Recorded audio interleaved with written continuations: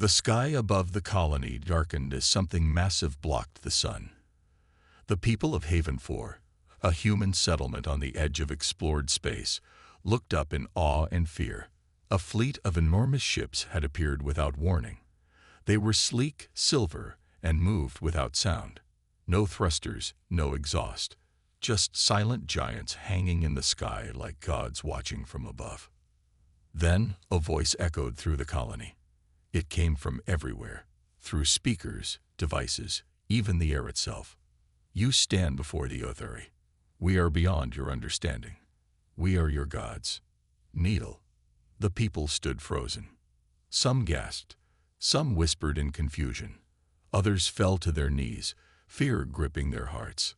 Then a beam of golden light descended from the largest ship.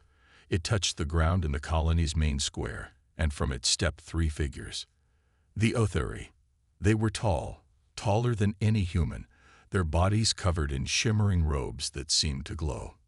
Their eyes burned like molten gold, their faces smooth and perfect, almost unnatural.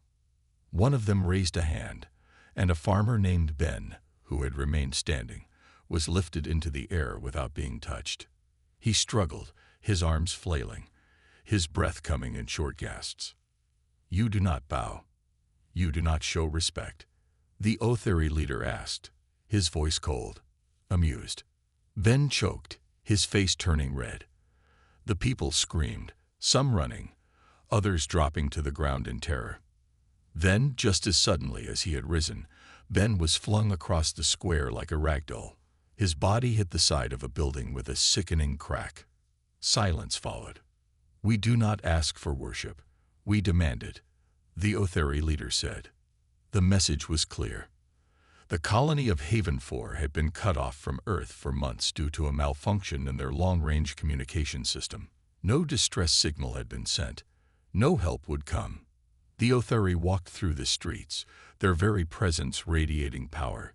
Their ships hovered above, casting long shadows over the city. Small drones floated around them, scanning everything, as if studying their new subjects. A scientist named Paul tried to talk to them. Who are you? Why are you doing this? He asked, his voice shaking. One of the Otheri turned his golden eyes on him. You are small. You are weak. We have traveled across the stars, bringing knowledge, order, and power. We have seen your kind before. Some resist, some submit, but in the end, all understand the truth. You are lesser beings. Paul swallowed. We are not lesser, he said, though his voice wavered. The Otheri laughed, a soft, chilling sound. Then prove it, if you can. But how could they? These beings controlled forces that humans barely understood. They bent gravity to their will, walked without touching the ground, and destroyed with just a thought. Over the next few days, the colony fell into submission. The Otheri made their rules clear. They took control of the food supply. They demanded tributes, gold, minerals, even people for service. They watched from their ships, ensuring no one disobeyed. Some humans believed they truly were gods. Others whispered in dark corners, calling them oppressors, invaders. But no one spoke too loudly. No one dared. Then something changed. Deep in the colony, hidden from the Otheri's eyes, a small device flickered to life. A distress signal. It had taken weeks, but someone had managed to repair the broken transmitter. A single message was sent, a desperate call for help. And far away, beyond the reach of the Otheri, someone was listening. A warship was coming. The colony of Haven 4 was no longer its own. The Otheri ruled it now. Their great silver ships floated in the sky like silent watchers. Their glowing drones patrolled the streets, and their word was law. The people had no choice but to obey. The Otheri did not allow weapons. The colony's small security force was stripped of their arms, their patrol vehicles taken away. Even knives and tools were monitored. The Otheri did not fear bullets or blades, but they would not tolerate resistance. Every morning, a golden light would shine down from the largest ship. The Otheri would appear in the colony square, standing above the people on a floating platform. They would speak of power, of order, of how they had chosen humanity for something greater. "You are no longer simple creatures lost in the void," the Otheri leader announced. "You are under our protection, under our rule. You should be grateful." Grateful. Ben's body had been buried 2 days ago. His family was still in mourning.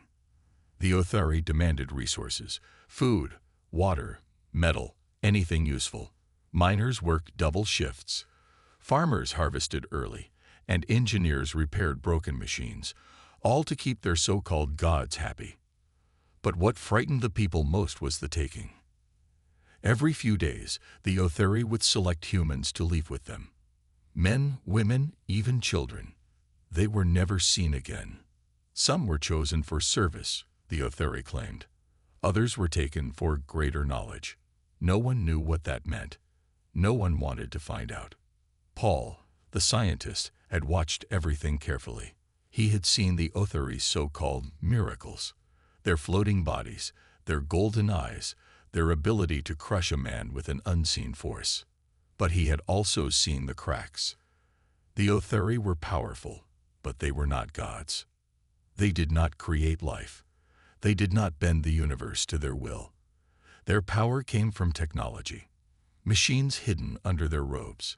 Tiny drones that controlled gravity. Implants that allowed them to lift objects with a mere thought. Paul whispered his thoughts to a few trusted people. Some were afraid to believe it. Some refused. But others listened. "If they are not gods," a young woman named Lion asked, "why do they pretend?" Paul had a theory. The Otheri had done this before. They had conquered others, pretending to be divine, forcing species to bow without a fight. It was a simple trick. Fear was stronger than any weapon. "They are not gods," Paul whispered, "but they want us to think they are. Because if we fear them, we will never fight back." But what could they do? The Otheri were still stronger, still untouchable. Even if they were not gods, they were still an empire, still rulers of the stars. Until the signal. Late one night, hidden deep in an abandoned part of the colony, a group of engineers checked their transmitter. It had been repaired in secret. A message had been sent, and it had been received. Paul's heart raced as he read the reply. Only a few words, but they meant everything. Signal received. Hold on. Help is coming. A warship, a human warship. The Otheri had never faced a real fight from humanity. They had found a small colony and assumed all humans were weak, primitive. They had made a mistake. For now, the people of Haven 4 had to keep pretending, keep kneeling, keep obeying, keep hiding their hope. But soon, the Otheri would learn the truth. They were not gods, and they were not ready for what was coming. The air in Haven 4 felt heavy, like a storm was coming. The people walked with their heads down, speaking in hushed voices, moving carefully under the cold gaze of the Otheri drones. The aliens had ruled over them for weeks now, and the colony had fallen into quiet despair. But deep beneath the surface, hope was alive. Paul sat in a small, dark room with 3 others. A single dim light flickered above them, casting long shadows on the walls. He held a small device in his hands, the only thing that mattered now. The message from deep space still glowed on the tiny screen. Signal received. Hold on. Help is coming. He read it again and again, as if the words would disappear if he looked away. A warship was coming. A human warship. They heard us, Lion whispered, her voice filled with disbelief. Someone actually heard us. Paul nodded. And they're coming. Across the room, old man Henry let out a shaky breath.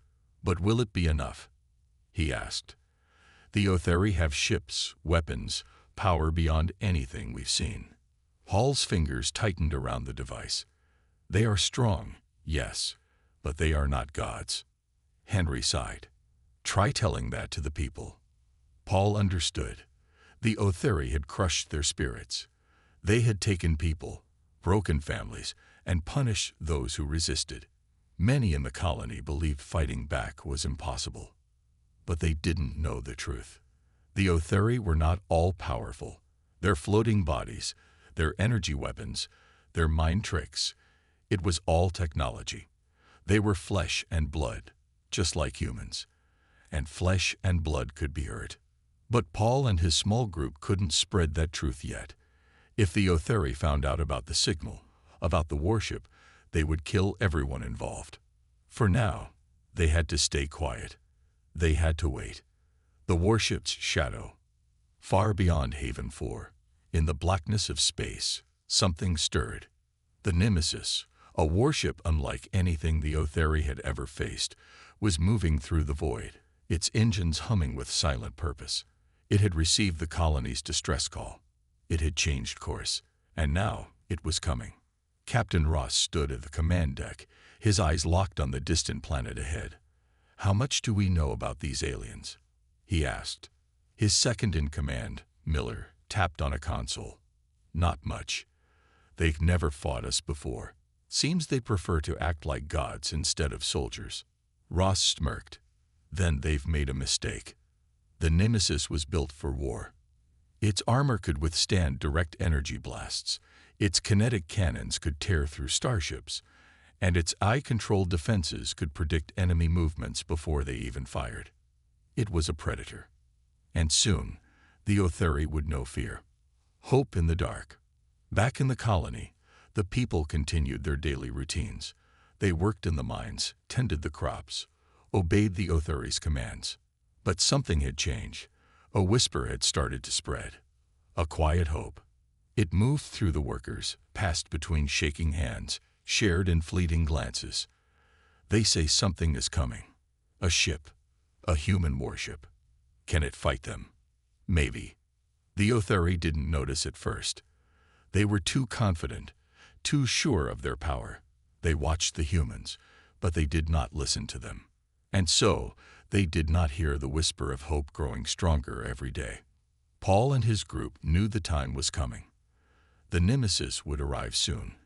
And when it did, the Otheri would face something they had never expected. They would face humanity's true strength. And for the first time since their arrival, the Otheri would understand a terrible truth. They were not gods. They were prey. The sky above Haven 4 was the same as always, clear, endless, untouched.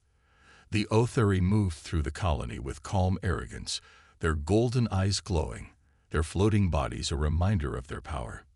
The people obeyed. They always obeyed. But something was different today. A strange tension filled the air, a feeling no one could explain. The workers in the mines moved faster, their hands shaking. The farmers glanced at the sky more often. Even the Otheri seemed restless, though they would never admit it. Something was coming. Far above the planet, hidden in the vastness of space, a monster had arrived. The Nemesis, a warship built for destruction, slipped into orbit, silent and unseen. Unlike the sleek, golden ships of the Otheri, it was dark, brutal, a predator in every sense. It carried no false promises, no illusions of godhood. It carried only war. On the command deck, Captain Ross stood with his arms crossed. His crew worked around him, their faces calm but focused. "The Otheri fleet is in low orbit," Miller reported. 5 ships, 1 is their command vessel. Ross studied the enemy ships on the display. "They don't look ready for a real fight." "They aren't," Miller said. "They've been playing gods for too long. They don't know what a real warship looks like." Ross smirked. "Let's teach them." The first strike. The Otheri never saw it coming.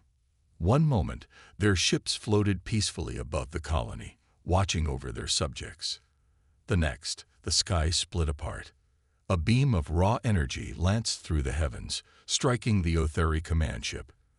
The golden vessel shuddered, its shields flaring, then collapsing. The explosion that followed was blinding.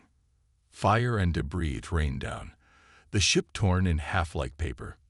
Panic erupted. The remaining Otheri ships scrambled to react, but it was too late. The Nemesis moved like a phantom, its weapons locking onto new targets. Boom! Another ship exploded, its wreckage spinning toward the ground. The Otheri had always won their battles without fighting. They had conquered with fear, with tricks, with power no one dared to challenge. But now, they were being hunted. Terror in the streets. On the ground, the colony erupted into chaos. The people of Haven 4 looked up in shock as fire rained from the sky. The once mighty Otheri ships, the very symbols of their rule, were burning. The Otheri themselves were frozen, their golden eyes wide with something no human had ever seen in them before. Fear. Paul and his group were ready. They had waited for this moment. Now, Paul shouted. Hidden weapons, smuggled and rebuilt in secret, were pulled from their hiding places. The resistance struck. The Otheri, so confident in their power, found themselves outnumbered. Humans who had once bowed to them now fought back. Blades slashed, makeshift guns roared, and fists connected with alien flesh.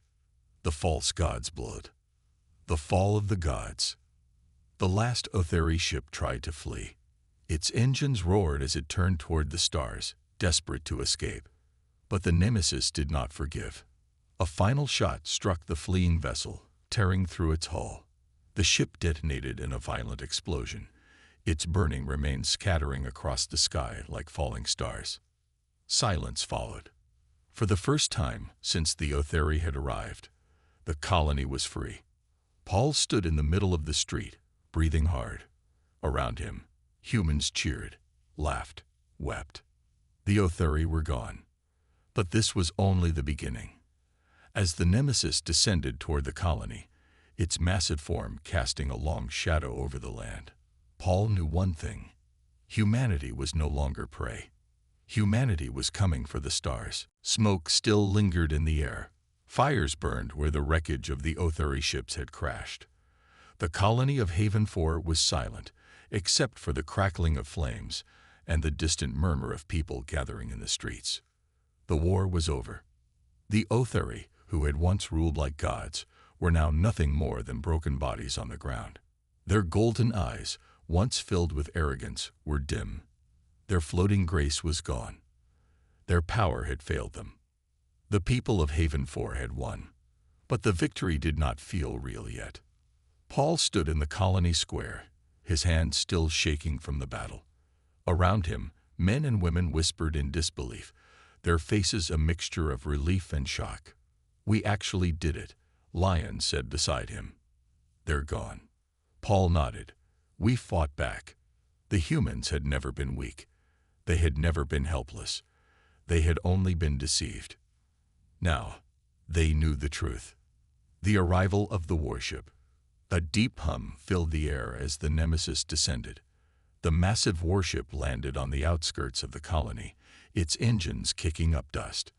It was a thing of steel and power, built for war, unlike the golden illusions of the Otheri.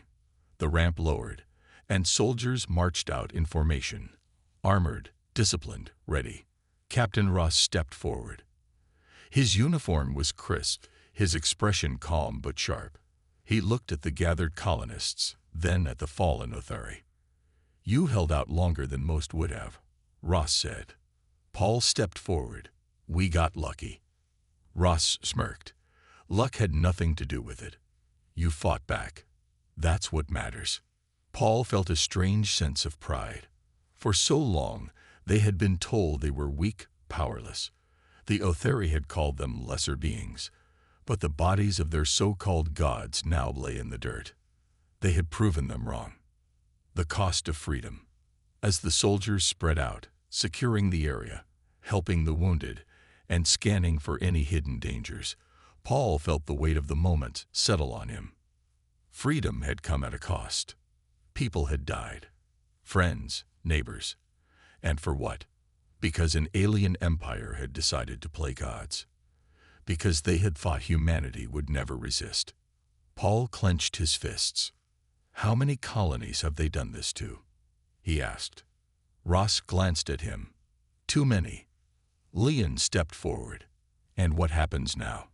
Ross looked up at the sky, at the debris still floating in low orbit. "Now, we make sure no one ever does this to us again.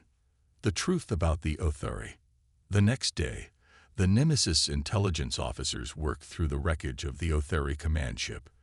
They pulled data from shattered consoles, examined weapons, and studied the technology the aliens had used to deceive them. Then they found something disturbing. Paul, Leon, and a few other colonists stood in the warship's control room as Ross and his officers revealed their findings. The Otheri have been doing this for centuries, Ross explained. Not just to humans, but to other species as well. They travel from system to system, pretending to be gods, forcing people to obey. Leon frowned. But why? What do they gain? Ross's second-in-command, Miller, folded his arms. Resources, slaves, a steady supply of tribute. They make sure no one fights back by keeping people afraid. Paul exhaled slowly. And it worked, until now. Ross nodded. Until now. Because now, humanity knew the truth. And if the Otheri had done this to others, then somewhere out there, entire worlds were still suffering under their rule. The next step. Paul looked at Ross. We're not stopping here, are we? Ross shook his head. No, the Otheri thought they were untouchable. That ends now. The people of Haven 4 had proven that the Otheri were not gods. They had proven that fear could be broken. And soon, the entire galaxy would know. Humanity was no longer just defending itself. It was time to fight back. The fires in Haven 4 had burned out, but the memory of the battle was still fresh. The colony had survived, but survival was not enough. Paul stood on the outskirts, staring up at the Nemesis. The warship loomed over the land like a silent guardian, its dark hull gleaming under the twin suns. It had saved them, but its purpose was far greater than just one colony. Captain Ross and his crew were preparing for something bigger, something that would shake the galaxy. They weren't just defending anymore. They were going to hunt. A new mission. In the warship's control room, the air was tense. A holographic map of the star systems flickered in the air, marked with red dots, locations where the Otheri had enslaved other colonies.